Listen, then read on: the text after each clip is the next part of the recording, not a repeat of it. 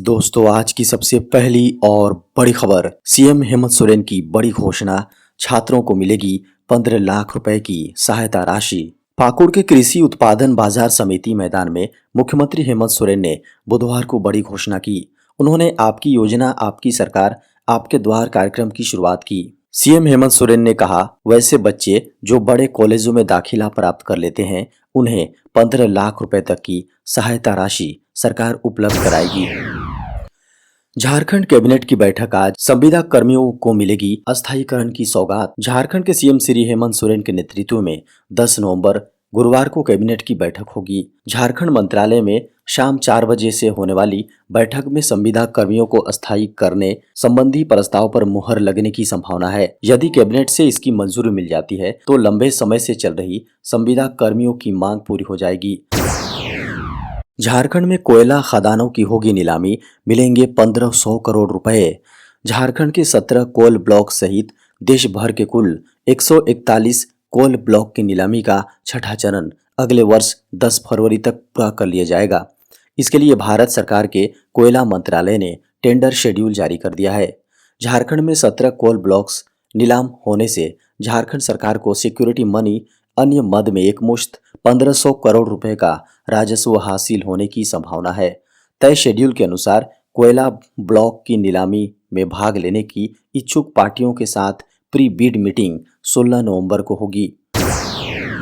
झारखंड सरकार शुरू करने जा रही है गुरुजी क्रेडिट कार्ड योजना।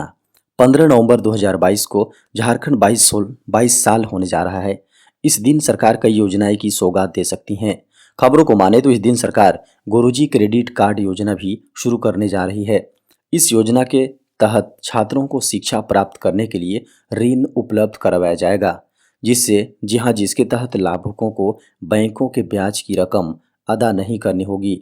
आपको बता दें कि वित्तीय वर्ष 2022-23 के लिए 26 करोड़ 13 लाख रुपए शिक्षा के लिए प्रावधान किए गए हैं। बड़ी खबर है, अब झारखंड में सीएनटी जमीन पर भी मिलेगा लोन। अब इस जमीन पर आपको भी लोन मिलेगा। झारखंड राज्य कोऑपरेटिव बैंक द्वारा सीएनटी जमीन पर 20 लाख रुपए तक लोन उपलब्ध कराया जाएगा। झारखंड राज्य सहकारी बैंक ने अपने ग्राहकों के लिए यह पहल की है। हालांकि लोन लेने के कुछ शर्तें हैं। यह लोन वैसे शिक्षकों को दिया जा रहा है जो एसटी या एससी कैटेगरी में है, साथ ही उनकी सैलरी बैंक में जा रही है। खास बात यह है कि लोन को 1 से 2 दिनों के अंदर मंजूर किया जा रहा है। यही नहीं, लोन के पूर्व भुगतान पर कोई चार्ज भी नहीं लिया जाएगा। खबरों को माने तो यह लोन अन्य एससी या एसटी कैटेगरी को भी सीएनटी जमीन पर मिलेगा। हालांकि वैसे ग्राहकों से 100% सिक्योरिटी ली जाएगी। ईडी ने जारी किया सीएम हेमंत सोरेन को दूसरा समन। प्रवर्तन निदेशालय यानी ईडी ने मुख्यमंत्री को पूछताछ के लिए 17 नवंबर 2022 को तलब किया है। ईडी ने सीएम हेमंत सोरेन को समन किया है। ईडी ने ताकीद की है कि पूछताछ के लिए रांची क्षेत्रीय कार्यालय में सीएम हेमंत सोरेन हर हाल में उपस्थित हों। ऐसा नहीं करने पर उनके खिलाफ कार्रवाई हो सकती है। ईडी ने यह भी कहा कि सीएम हेमंत सोरेन के खिलाफ कार्रवाई के लिए उसे किसी से अनुमति लेने की आवश्यकता नहीं है। बता दें कि कुछ दिन पहले भी प्रवर्तन निदेशालय यानी ईडी ने सीएम हेमंत सोरेन को समन जारी किया था। उन्हें पूछताछ के लिए हाजिर होने को कहा था। पिछली बार सीएम हेमंत सोरेन ने ईडी के समन के बाद कहा था कि समन क्यों जारी करते हो, अगर उन्होंने गलती की है तो सीधे गिरफ्तार क्यों नहीं करते। ईडी के समन के बाद झारखंड में जमकर सियासी बवाल हुआ था। नौकरियों में ओबीसी के लिए 52% आरक्षण की मांग। सुप्रीम कोर्ट ने आर्थिक रूप से कमजोर वर्ग के लिए 10% आरक्षण के फैसले को सुरक्षित रखा है। इस फैसले के बाद अब ओबीसी वर्ग के लिए आरक्षण में बढ़ोतरी करने की मांग की जा रही है। इस संबंध में all India OBC student association ने पीएम मोदी के नाम लेटर लिखा है। छात्र संघ ने पीएम मोदी को लिखे पत्र में कहा है कि ओबीसी को नौकरी में 52% का आरक्षण मिलना चाहिए। साथ ही बुधवार को एक पत्र में प्रधानमंत्री नरेंद्र मोदी से जाति की जनगणना करने का आग्रह किया है।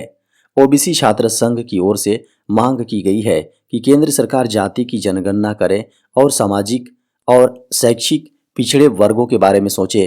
पिछड़े वर्ग के लिए आरक्षण का विस्तार करें।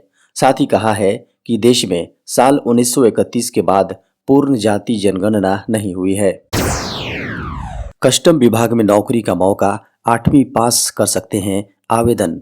8वीं और 10वीं पास उम्मीदवारों के लिए कस्टम विभाग में नौकरी का सुनहरा मौका है। कस्टम विभाग ने कुल 27 पदों पर भर्ती निकाली है, जिसके लिए आवेदन प्रक्रिया शुरू हो चुकी है।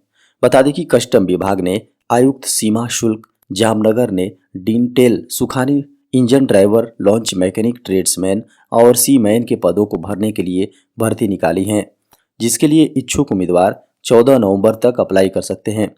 इसके साथ ही योग्य उम्मीदवार जो इन पदों पर आवेदन करना चाहते हैं वे CBIC की आधिकारिक वेबसाइट जामनगर customs.gov.in पर जाकर अप्लाई कर सकते हैं। MS धोनी बने झारखंड के सबसे बड़े आय करदाता। भारतीय क्रिकेट टीम के पूर्व कप्तान MS धोनी फिर सुर्खियों में हैं। एक बार फिर उनका नाम झारखंड के सबसे बड़े करदाता के रूप में शुमार हुआ है।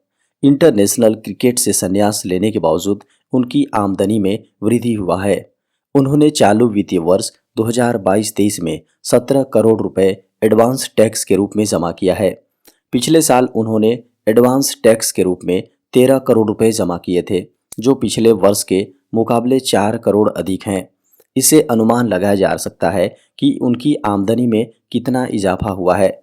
सबसे खास बात यह है कि पिछले कई वर्षों से झारखंड के व्यक्तिगत करदाता के रूप में महेंद्र सिंह धोनी टॉप पर बने हुए हैं।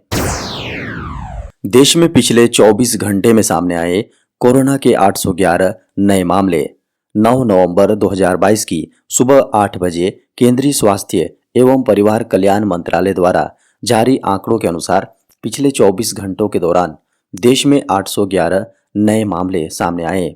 इससे पहले 8 नवंबर को 625 नए मामले सामने आए थे, जबकि 7 नवंबर को 937 नए मामले सामने आए थे, जबकि 1 नवंबर को 1046 नए मामले सामने आए थे।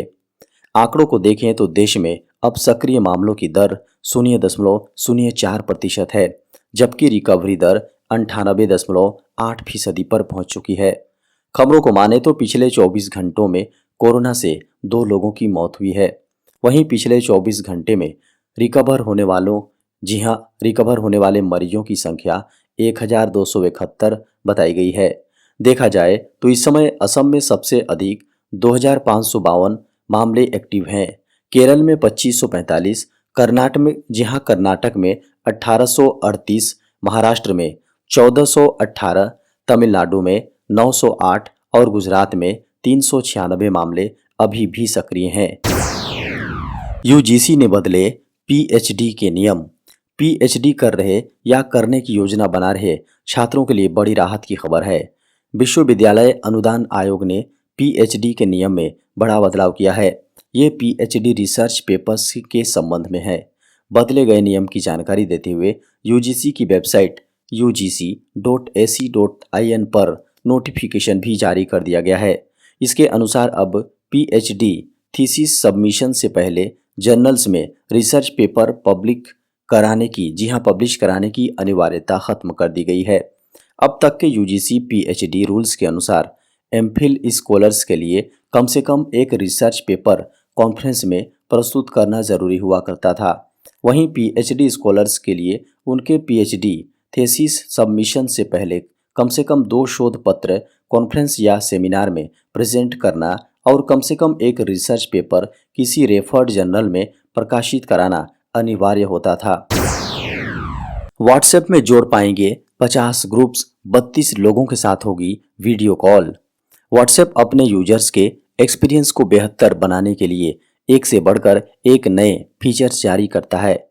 हाल ही में इंस्टेंट मैसेजिंग प्लेटफॉर्म ने कम्युनिटी फीचर पेश किया है, जहां यूजर्स 50 ग्रुप को एक साथ जोड़ पाएंगे। यह फीचर रोल आउट हो गया है और यूजर्स पड़ोस, स्कूल, पेरेंट्स और कामकाज के लिए बने अलग अलग व्हाट्सएप ग्रुप को एक साथ जोड़ सकते हैं। इसकी मदद से यूजर्स कई व्हाट्सएप ग्रुप के साथ एक ही जगह पर चैट कर पाएंगे। इसके अलावा मेटा के स्वामित्व वाले सोशल मीडिया प्लेटफॉर्म पर 32 लोग मिलकर वीडियो कॉल कर सकते हैं। यूजर्स के एक्सपीरियंस को पूरी तरह बदलने के लिए कम्युनिटी फीचर्स में और भी कई अपडेट दी गई हैं। व्हाट्सएप ने इस फीचर को रोल आउट करना जारी कर दिया है। धीरे धीरे यह फीचर सभी व्हाट्सएप यूजर्स के पास पहुंच जाएगा। ब्लू टिक के बाद अब ट्विटर यूज करने के लिए भी देना होगा पैसा। अगर आपको लगता है कि ब्लू टिक का पैसा चुका देने से ही ट्विटर का सारा काम हो जाएगा, तो ऐसा नहीं है। एलोन मस्क आपको इतनी आसानी से नहीं जाने देने वाले हैं। उनकी प्लानिंग बहुत बड़ी है और अब वे ट्विटर इस्तेमाल करने के लिए भी आपसे पैसे लेंगे। जी हाँ, एक रिपोर्ट में कहा गया है कि मस्क की प्लानिंग उन सभी यूजर से चार्ज लेने की है जो सोशल मीडिया साइट ट्विटर का इस्तेमाल करते हैं। चाहे आप ब्लू टिक वाले हों या नहीं हो, इससे कोई फर्क नहीं पड़ता, आपको कुछ न कुछ चार्ज जरूर देने होंगे। रिपोर्ट्स के अनुसार एलन मस्क ट्विटर यूजर्स के लिए सब्सक्रिप्शन प्लान लेकर आ सकते हैं, यानी ट्विटर एक्सेस करने और माइक्रो ब्लॉगिंग साइट को इस्तेमाल करने के लिए यूजर को कुछ न कुछ सब्सक्रिप्शन चार्ज देना होगा। इसकी जी हाँ ऐसी तैयारी इसलिए है क्योंकि मस्क ट्विटर से सीधी कमाई करना चाहते हैं। शुरू में ऐसा कहा गया था कि ट्विटर पेड नहीं होगा और यह सबके लिए फ्री होगा, लेकिन आने वाले समय में यह नियम टूटता नजर आ रहा है।